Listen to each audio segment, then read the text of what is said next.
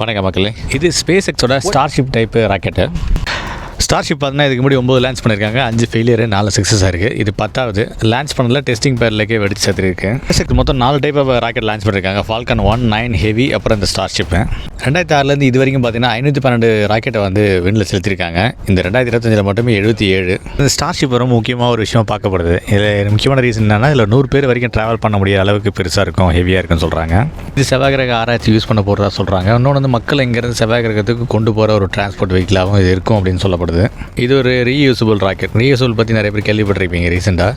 அதுக்கு முன்னெல்லாம் வந்து விண்வெளியில் வர ராக்கெட்டை நம்ம ரீயூஸ் பண்ண முடியாத மாதிரி இருந்துச்சு. ஸ்பேஸ் எக்ஸாம் ஃபஸ்ட்டு அந்த மாதிரி ரீயூசபிள் ராக்கெட்டை இன்ட்ரடியூஸ் பண்ணியிருந்தாங்க. இதுவும் அந்த மாதிரி ஒரு டைப் தான். இதை வச்சு ஒரு கண்டத்தில் இன்னொரு கண்டத்தில், அதாவது நியூயார்க்லேருந்து இப்போ டெல்லிக்கு வரணும்னு வச்சுக்கோங்க, 30 மினிட்ஸ்லேயே வந்துடலாம் அப்படின்ற அளவுக்கு ட்ராவல் பிளான் இருக்குது. இதில் நிலாவுக்கு மக்களை கொண்டு போகிற இந்த நாசாவோட பிளானுக்கும் இதை தான் ரெக்கமெண்ட் பண்ணியிருக்காங்க. ஸ்பேஸ் ஸ்டேஷனில் போய் மாறிக்கிட்ட சுனிதா வில்லியம்மை ரொம்ப நாளைக்கு அப்புறம் மீட்டி வந்தது இந்த ஸ்பேஸ் எக்ஸ் தான். இதில் செவ்வாய் கிரகத்தில் குடியமர்த்தணும் அப்படின்ற இந்த எலன் மாஸ்கோட இந்த மிஷினை பற்றி நீங்கள் நினைக்கிறீங்க? கருத்தில் கமெண்ட்டில் சொல்லுங்கள் மக்களே. நன்றி.